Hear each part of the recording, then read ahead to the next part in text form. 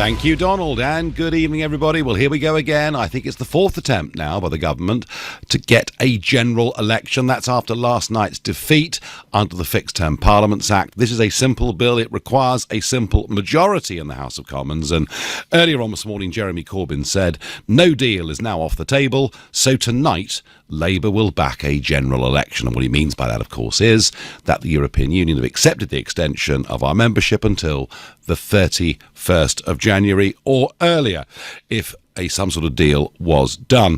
So it's looking, despite a couple of attempts to put a spanner in the works, amendments were put down suggesting that the vote was extended to 16 and 17-year-olds. A further amendment was put down suggesting that 2.4 million EU citizens living in the UK could vote in a general election.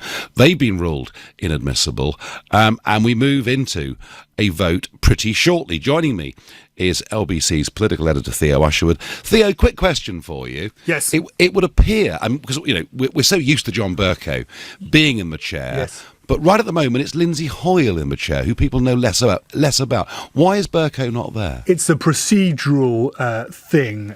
Good evening, Nigel. Because Lindsay Hoyle is the Deputy Speaker. It's a committee of the whole House, which means that, as such, the Chairs of Ways and Means, which is Lindsay Hoyle, presides over proceedings in the House of Commons. So when it gets back to third reading, John Bercow, the Speaker, will resume his seat as Speaker.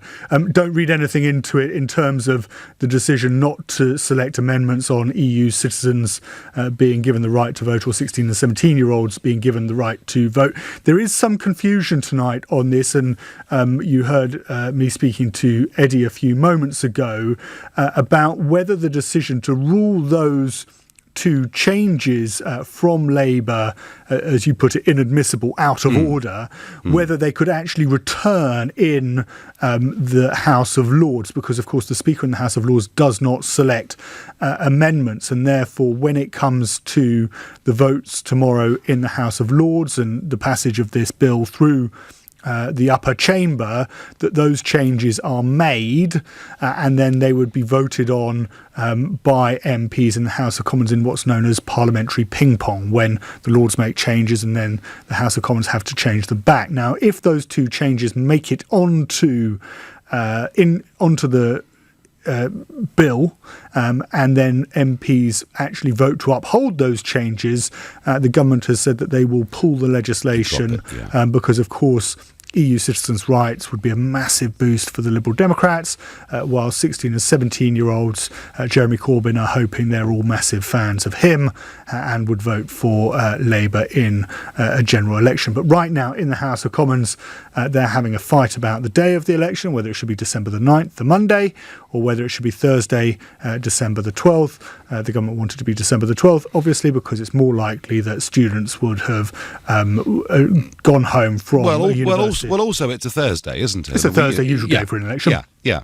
And but they think it's more likely that students, the calculation is that students will play less of a role in votes taking place in constituencies like, I've mentioned before, Sheffield, Canterbury, Cambridge, Oxford even, where there are Conservative voters, but every election during term time, they get cancelled out by large student populations. So that's the fight at the moment. Liberal Democrats and Labour trying to do their utmost to give themselves the maximum possible chance to do well with the student vote. When it comes to polling day, they fancy their chances much better if it's on the Monday, December the 9th, rather than the Thursday. But all things being equal, we're pretty much odds on, I think, aren't we, to get a majority for a general election tonight? Yes, we will, in the House of Commons. Yes, but then it goes to the House of Lords. And it's still got to go through the House of Lords. And therefore, Nigel, it becomes, as I said, I'm sure we'll get clarity. And if I get any more detail, I'll bring it to you and of course, Ian Dale. But tomorrow it has to get through the House of Lords as well. But we should be in a position by the end of the week to know whether there'll definitely be an election.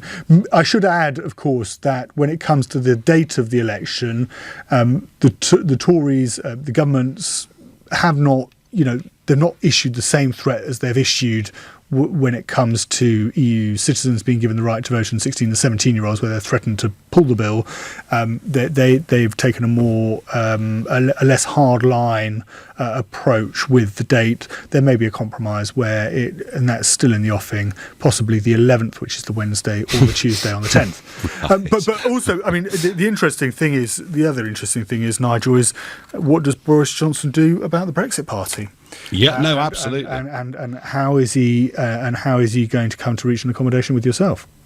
Yeah, I mean, it's pretty clear, isn't it, Theo, that the Liberal Democrats will run on, we revoke Article 50 if we form the next government. The Labour Party are going to have a second referendum after a negotiation. Well, we know what the Brexit Party stand for. They want a clean break.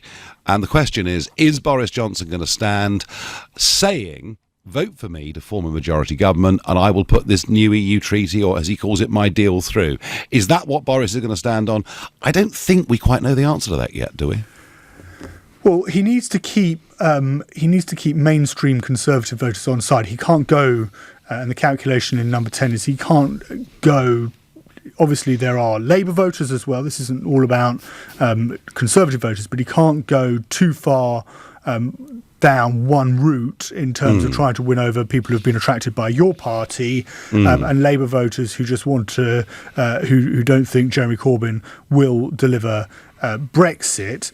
Of course, the phrase "get Brexit done" isn't just about, and I'm sure you've clocked this, and the Brexit Party have clocked this, isn't just about winning over Leave voters. It's also about winning over very frustrated Remainers who would like some certainty that the Brexit process has been concluded. Now, you know, and Richard Tice knows, that what's coming down the tracks in terms of negotiation with a trade agreement with the European Union. 3 years of it. 3 years of it, possibly. An extended transition period, alignment to EU rules and regulations, tariffs, if we want to have that frictionless trading arrangement with the European Union, that actually we're very far from getting Brexit done.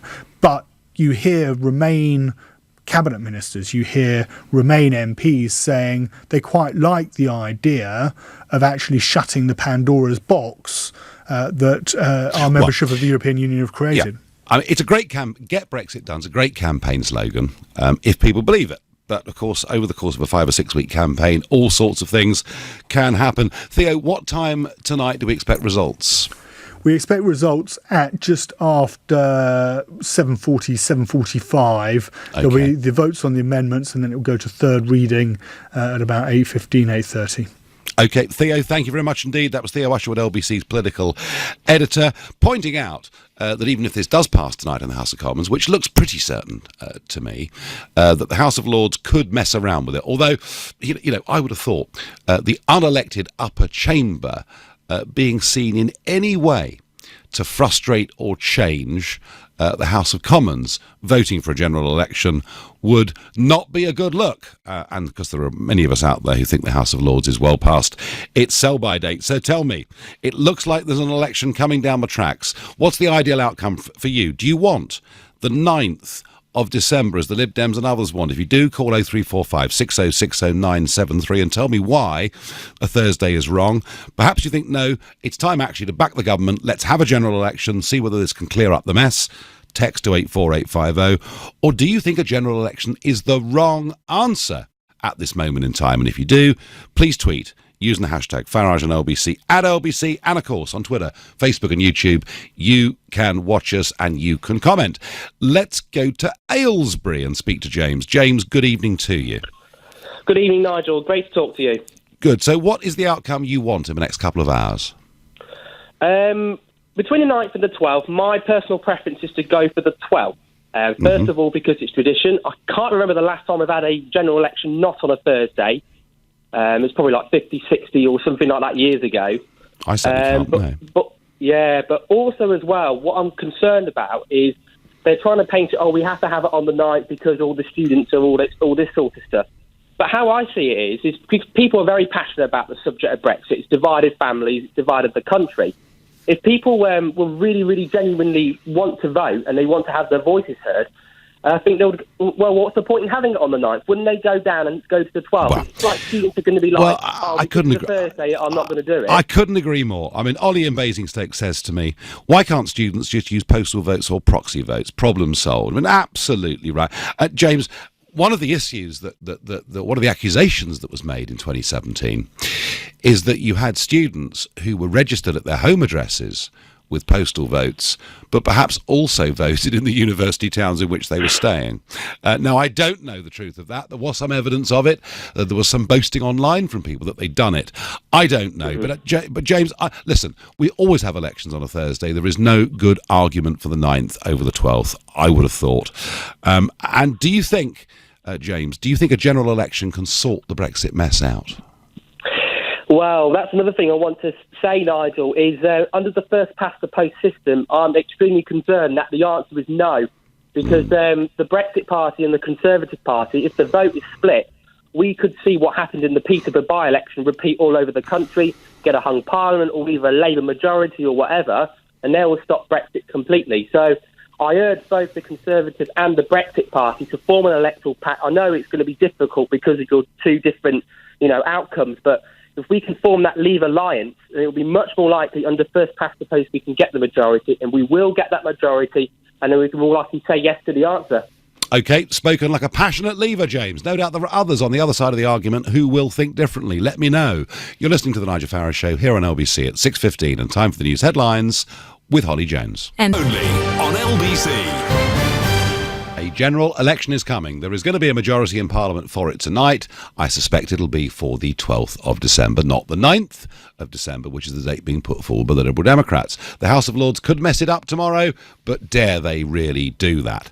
So I'm assuming that it's coming. And interestingly, already 47 sitting members of Parliament have said that they're not going to stand again, including one Heidi Allen. Now, she was elected, of course, or re-elected in 17 in the general election for the Conservatives in South Cambridgeshire on a manifesto of leaving the European Union, honouring the referendum result, and no deal being better than a bad deal being part of that manifesto. And she, of course, earlier on this year, defected to Change UK.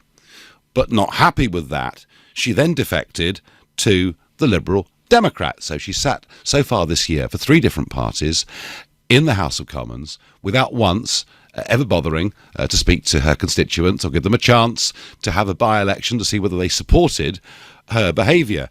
And she cites the reason for standing down, the nastiness and intimidation that she's endured as a politician. Now, look, I completely understand, Heidi Allen, when you're at home, out shopping, people shouting abuse at you in the streets and all the rest of it isn't much fun. I know, I've had years of it, and I don't encourage any behaviour like that whatsoever. But I do think, Heidi Allen, that if you've been in 3 different political groupings in the space of 1 year without giving your constituents who voted for you on a Conservative manifesto of leave and now you want to remain, don't be surprised that people are upset with you. I'm not condoning it, but I'm making the point. Now, Derek raises a very good point on Twitter. He says, let me get this straight. Labour and the Lib Dems don't trust university students to remember to vote, yet they want to give the vote to 16 and 17-year-olds. It's a very, very good point, Derek. What do you want to see happening tonight? Do you want this general election, or do you think it's a mistake? You see, Jacqueline on Facebook does present a counter-argument, which is, she says, a general election should be on policies not related to Brexit. A referendum should come first. Well, Jacqueline, I'm sorry to tell you that this general election will be utterly dominated by Brexit, despite many, many important other things that need to be discussed. Let's go to Aaron, who's a new caller from Walton-on-Thames. Good evening to you. Hi, Nigel, you all right? Yeah, I'm well. Welcome to the show. So, do you want to see a general election? Yes, I do. I want to get rid of what parties stand in Excel, obviously not doing anything towards helping the country. They're just looking out for themselves. I personally think that the only way that Brexit is going to get delivered is if the Brexit Party are in this general election and can lead the country forward in leaving the European Union. Well, it's interesting. I mean, there's a lot of talk, Aaron, and we had this from a previous caller. A lot of people on the Leave side saying there should be a Leave alliance. But there's some breaking news. And this comes from Henry Zeffman from The Times, exclusive. Understand Downing Street has tonight begun restoring the whip to some of the 21 Tories. So I'm going to love you and leave you, Aaron, and go to Theo. Theo Usherwood. This is an extraordinary move, isn't it? This is an extraordinary move, Nigel, quite right, because, of course, Boris Johnson needs to get as many possible of his MPs to vote for the government to keep the election on Thursday, December the 12th, rather than allowing opposition MPs to move it to December the 9th. You'll remember those 21 Conservatives included Richard Benyon, Nicholas Soames, Sir Nicholas Soames, Ken Clarke, Dominic Grieve, all lost the whip. David Gorkin included in there as well, Philip Hammond, all lost the whip because they voted to take control of the parliamentary agenda and pass the Benn Act, with, of course, the support of Labour and Liberal Democrat and SNP MPs back in September, forcing the Prime Minister to ask for an extension to Article 50 from October the 31st to January the 31st. The government viewed that the first vote at the very beginning of September to take control of the parliamentary agenda as a vote of confidence.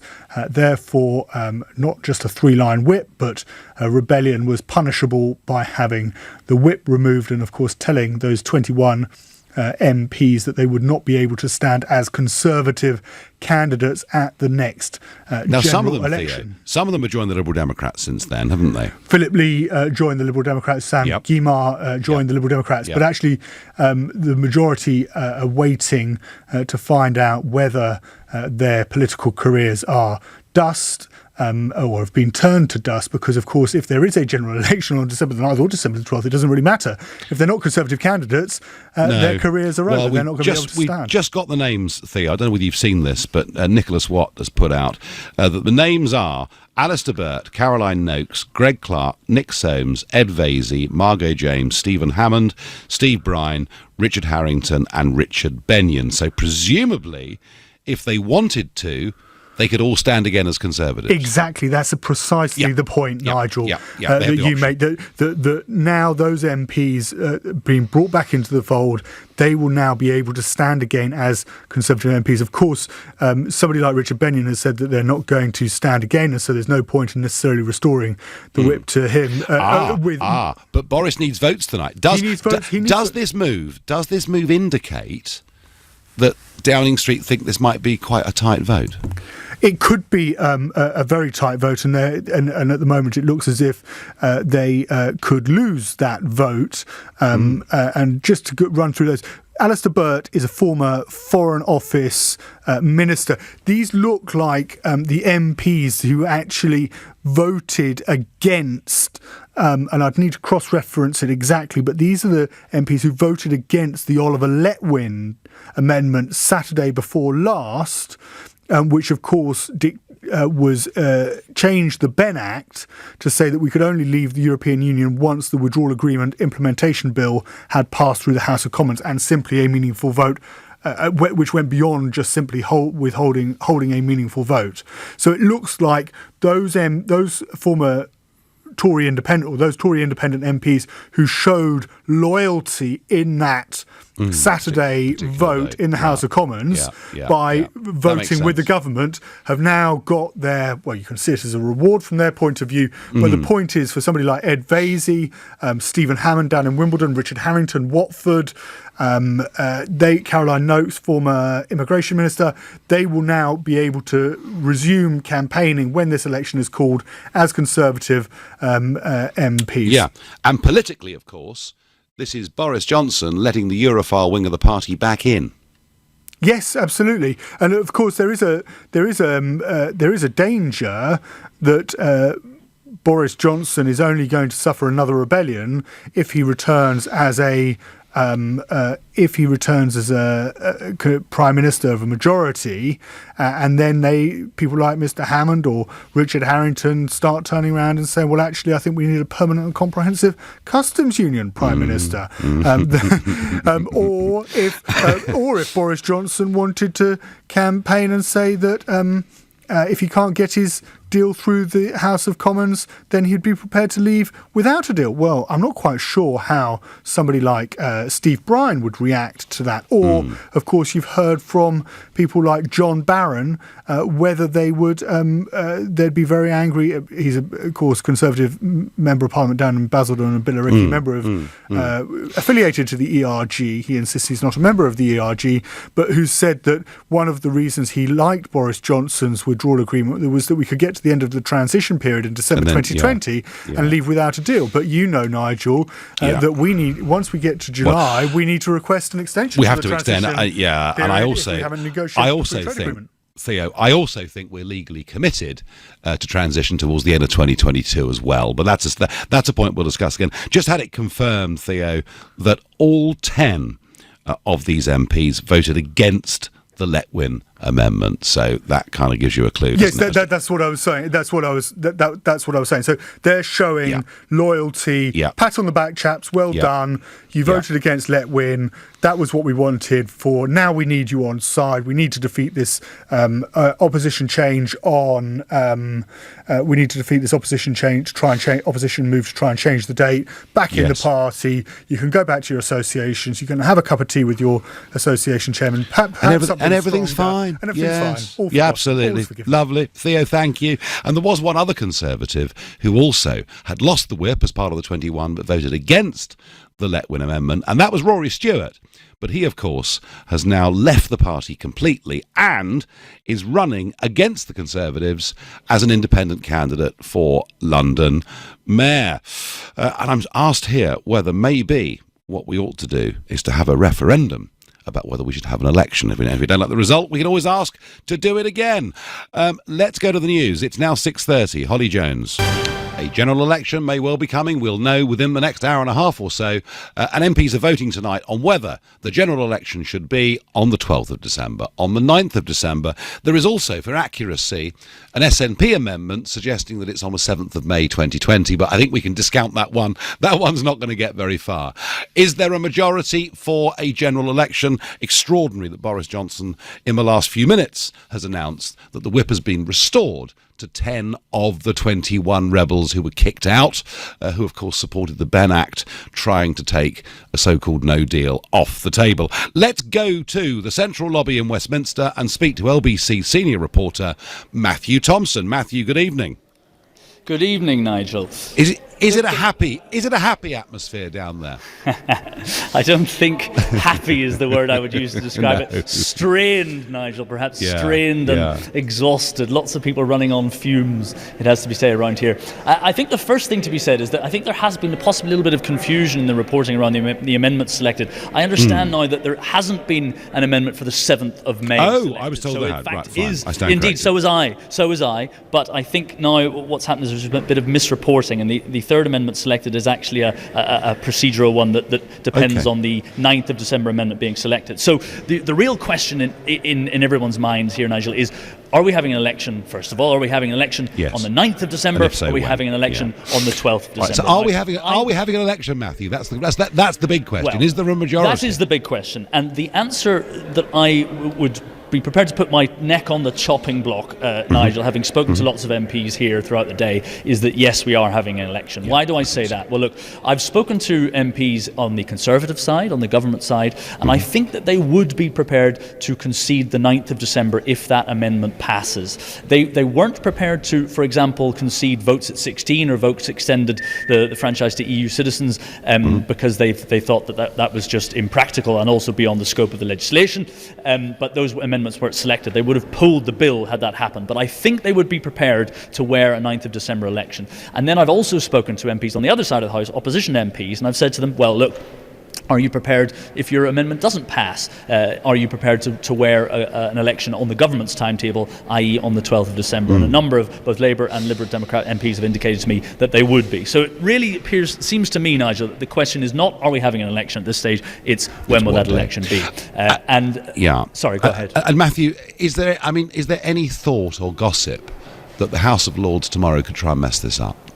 Well, there is, in fact, Nigel. So I got wind of this gossip a while ago, and I consulted some of my legislative experts in the House of Lords, who tell me that essentially, when amendments are ruled out of scope in the Commons, there isn't an authority who has the power to do that in the Lords. So what there is something called the Legislative Office, and they can recommend to Lords that their proposed amendments are out of scope. Now, generally speaking, the Lords obey that convention. They obey the Legislative Office, but they could still table the amendment. The House of Lords, ultimately, and the Lord itself who's moving the amendment, has the final say over it. So what would happen is, if it was a controversial amendment, the Legislative Office would decide that it potentially breached, that it was potentially out of scope. They would advise the Lord not to move it, and generally speaking, Lords don't follow that advice and don't move it. And I would say this simply, Nigel. It might be seen as inadvisable for an unelected House to do things that might alter the franchise of the elected House. So I would have thought that there would be it would be a risky strategy for the Lords to try and fiddle with the franchise. I agree. But on a strictly procedural point, it is possible. Okay. Matthew, thank you very much. And what time are you expecting these results? We're expecting a vote, I would have thought, sometime shortly after 7 o'clock on the various amendments. So sometime, I was told, between 7:15 and 7:45, we're expecting a series of votes on the amendments. So that should decide whether or not we get this election date. There is one other thing that I possibly should add that I've heard, Nigel, which is that it is also possible at the final stage of this bill, when it comes back before the House, that amendments can still be tabled. So it's not completely inconceivable that MPs are burrowed away at the moment trying to find wordings of amendments that are within scope. And the other thing to note in that regard, Nigel, is that later on it will be John Bercow in the chair, not the Speaker. I picked that up. Matthew, thank you very much indeed. Stay close. That was Matthew Thompson in the lobby. He says there is going to be a general election. It just depends whether it's going to be the 9th or whether it's going to be the 12th. And yes, there will not be a vote on whether 16 or 17-year-olds should get the vote. Russell on Facebook says he thinks the voting age should be raised to 25. I tell you what, Russell, we'll debate that another time. Craig is a new caller from Uppingham in Rutland. Craig, good evening to you. Yeah, hello, Nigel. How are you going? We're doing all right. So, Craig, are you happy there appears to be some break of the deadlock in Parliament just a few minutes away? Well, I think it's good that they're actually making some progress. Nigel, my point is that I'm not been long term in the UK. I'm a UK citizen and been over here since December. And I can honestly say, since I've got here, I've had enough of Brexit already. So much so I've registered to vote, and I know where I'm going to vote. I'm going to vote to leave. Okay. Yeah. But my biggest thing with this whole electoral thing is that why is voting optional?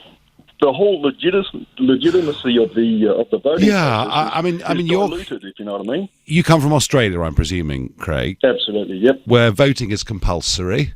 Yes, absolutely. If you're 18, you've got to vote. And if you don't vote, there's a small fine placed on you. That's correct, yeah, and it escalates. If you stop voting, you get bigger and bigger fines. I would argue back against you, Craig, that in a democracy we should be free to exercise our vote, but equally free not to exercise our vote. And I think it's more democratic to give people the choice.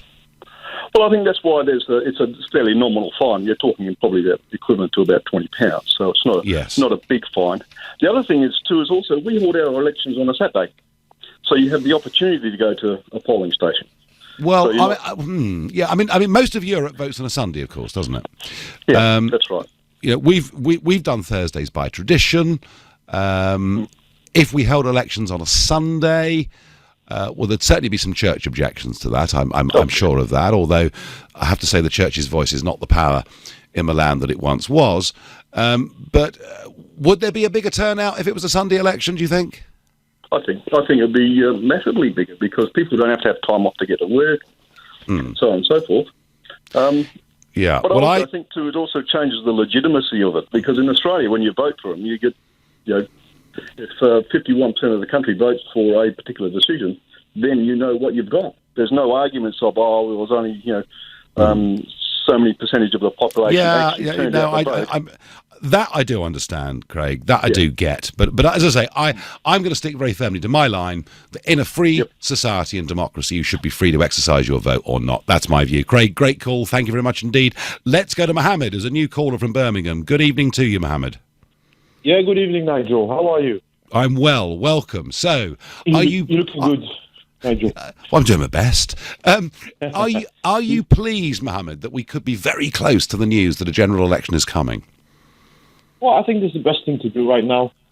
So it gives you a clear view of where the country stands. And then, just get Brexit done. I agree with you, just get it done. The country voted. So let's just do it and get over it, Okay. That's my view. That's my... No, I mean, listen, I think a lot of people do feel like that, absolutely. And I mean, we don't want it to go on forever. But, Mohammed, if I said to you that the Boris Johnson version of getting Brexit done means we go straight into another phase of negotiations, would that be a surprise to you? The negotiation has to be done anyway, So, like what you say, clean Brexit, so you just leave and you need to negotiate anyway. But, the question is, what's going to happen with all the companies that trade? UK companies that trade with European companies. If you all of a sudden leave, I mean, there needs to be a regulation in place on it. Well, I think, look, I think the honest truth is that a huge amount of work has been done on this already, and we certainly have, the bosses of the ports of Calais saying there'll be no extra delays. There's one more piece of paperwork to fill in, although much of that can be done online these days. And there could be tariff, Mohammed. Yes, that's right. There could be, and that would adversely affect some, but for others, of course, who import from the rest of the world, the chance of tariffs being reduced could be very good for their business. So, there are swings and roundabouts on this, but anyway, you just want to get it done. I completely understand that sentiment. I thank you for the call. A lot of people just want to get Brexit done. It's why, from Boris Johnson's perspective, it is such a good phrase if it stands up to scrutiny. You're listening to The Nigel Farage Show here on LBC at 6:45, and time for the news headlines with Holly Jones. If a general election gets confirmed in about an hour's time, will it lead to a sort of starburst of optimism in the country? Will you all be overjoyed? Looking at some of these messages, I'm not so sure. Mike in Shenfield says, forget arguing about the date. I wouldn't mind betting it'll be the lowest turnout of recent times. We're sick of them all. Adrian from Cornwall says, no. What we need is a referendum on a referendum on a referendum about a general election. And lots of you putting in comments saying how sick to death you are of constant wrecking amendments in the House of Commons. I think whichever way this election plays out tonight, and perhaps over the course of the next 5 or 6 weeks, I think there is definitely within the country a pretty sour feeling towards politics and politicians, and I hope the debate and a chance to change things can actually start to make us believe in the system again, because confidence at the moment, I think, is very low. Let's go to Heather in Dorchester. Heather, what would you like to see? Oh, hi, Nigel. Hello. Thanks for taking my call. Just two quick things. One, I think if we vote on this time, I didn't want to. They should have sorted it out for us, because that's what they're there for, to represent us. However, I think we've seen what they've said in House of Parliament. We've seen what they say on interviews on TV. So at least when we vote, we do have our eyes open about who we're voting for, and if they're the person that we want to represent us. And on the voting, it's too dark, it's wet, disabled people won't be able to vote, these are all elderly. Well, as far as I was aware, the opening hours for voting is very early in the morning. It's 7. Plenty of hours of daylight. It's 7 till 10, Heather. You can also get a proxy vote, so somebody else can go and vote for you. You can also get a postal vote, although I have reservations about the way that's abused. So, I have that because I'm disabled. Okay. Well, Heather, I will tell you this. The last time an election happened, it was the 6th of December 1923, all right? And there was a general election. And in those days, hardly anybody had a car All right, there was no central heating.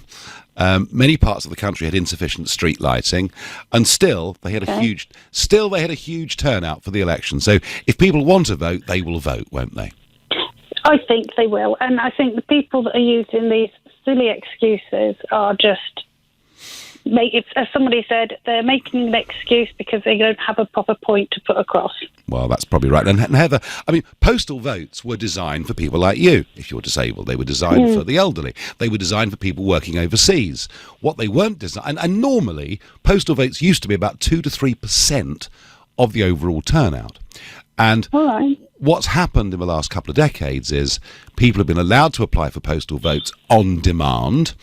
and in the early days of it, without any proper proof of identity. And it's shown itself to be very, very open to manipulation, intimidation and abuse. And so I think, for me, although my political career, I suppose, has been defined by wanting to get Brexit, but for me, the next most important thing is massive change and political reform in our country. I think we have to re-establish some trust. I totally agree. In the whole thing, and I think a lot of people do feel that way, you know. Heather, thank you very much indeed for your call. We're off to Stourbridge in the West Midlands to speak to Robert, who's a new caller to the show. Good evening, Robert. Hiya, Nigel. You okay? We're okay, yeah. So, what are you hoping for, Robert? We don't need a general election, right? I've only ever voted twice before, and I voted to leave the European Union. Yes. And I voted Brexit in the end, for the European elections. Okay. Right. So the problem is the Remainers. They just moan, and they get their own way time after time after time. And what needs to happen is before any kind of election, we need a referendum in this country on a deal or no deal on that mandate, and then give that to Labour, to Conservative, and then. I don't even know what the Liberals are, but just give that to the Conservatives and to Labour and say, have a general election with that mandate. Because if we have a general election now, it's going to solve nothing. We're just going to go round and round in circles and remain in the EU. Robert, a general election might give us clarity. How will it? Because, we might get... Remain... We could, in theory, get a... Go for leave? What's the Brexit Party going to do? What's Conservative I know there are lots of questions, but right at the moment, we have a zombie parliament where the government gets voted down again and again. Yeah, but if we have a referendum first, we get rid of that zombie parliament and we get a leave parliament. Okay, do you want a referendum on how we leave? Look, Robert, I don't want a second referendum. No, not on how we leave. Not on how we leave, I'm saying. Have a referendum. No, I get that. Whether we leave on the EU treaty proposal. But do you not think there's a risk that we're going to end up remaining in the EU regardless of what we voted? Because Parliament and politicians are useless and not listening to the people. And this is what gets my goat. Robert, I understand the criticism. Your frustrated anger. I've got Margot James, my representative for Parliament. She's in the news tonight, Robert. So she has been readmitted as a Conservative member of Parliament. She's got the whip back, so she may well be standing in your constituency. Wow. How would you feel about that? Can I ask you, Nigel? I'm from Stourbridge, I don't know if you know the constituency, but is there going to be a Brexit candidate? I will answer all of those questions in the next few days, Robert. I'm not going to make any commitments on air right now. I can't vote, because I'm not voting Conservative, I'm not voting Labour, I'm not voting Liberal. So, that's a vote for me, Robert. And like I said, I've only ever voted twice before. Yeah, that was for Brexit Party. This issue matters to you. To leave the EU. Yeah, this issue matters to you. Robert, thank you for your call. And Robert, they're very, very frustrated about things. He is not on his own. Neil is a new caller from Wigan. Good evening to you, Neil.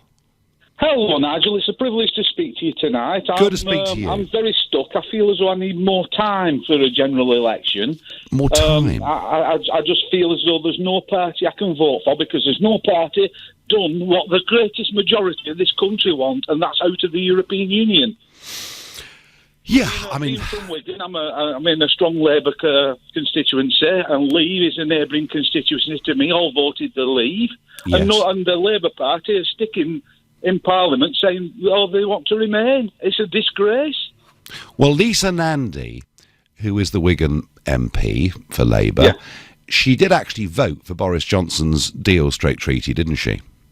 She did, but I heard her in Parliament begging Jeremy Corbyn not to take the whip away from her. Do you remember listening to that? Yeah, I mean, do you think Lisa Nandy did that sincerely? Or do you think she did it to try? She doesn't want to lose the whip. But if he'd have said, we'll take the whip away from you, then she'd have been whipped into saying, we're not bothered about your constituents. No, we want to, we'll keep you in because our leader wants you to keep us in. So, no, I don't like it. I don't buy Labour. I don't buy the Conservatives. The problem here, Neil, is that the Labour Party in 2017, in the election, stood saying they would respect the result of the referendum, and now they want to, and now they want a second referendum, and that They've lied. Well, that's a very strong word. Lie. It's a strong word. But it's the truth, is it? How angry do you feel about? How angry, Neil, do you feel about? I'm very angry. I want us to leave the European Union. No deal. I want us to go straight away. We should have gone with the first 6 months. The Tory party under. Theresa May should have gone to Brussels, said, if you want a trade deal with us, we're in London, bye-bye. Neil. It's as simple as that. No qualms about it. No, Neil, you're not, honestly, a lot of people feel that way and they're frustrated, but I think, Neil, I'm going to have to love you and leave you because I'm out of time. We'll find out within the next hour whether we're going to have a general election. I think we probably are. I'll be back tomorrow at 6 o'clock. Tonight, later on at 10, it's Tom Swarbrick. But right now, for the big vote, it's Ian Dale. How many times have you said that before, Nigel? I know, but this one really is, isn't it? It is, but of course the House of Lords could still scupper this. I tell you what, if they do, we'll have a referendum on the future of the House of Lords. How about that? A referendum, really? I don't think so. Maybe not. Anyway, thank you very much indeed. That's Nigel Farage, ladies and gentlemen, for the next 3 hours. It's Groundhog Day again. We could be getting an election. I think this is now, is it the 4th or the 5th time that I've said this? But this time it does look as if we will be, because this morning Jeremy Corbyn announced he would back the government's early election bill. The Liberal Democrats and Labour and the SNP have all said that they would too. The bill passed its second reading about, an hour and a half ago on the nod.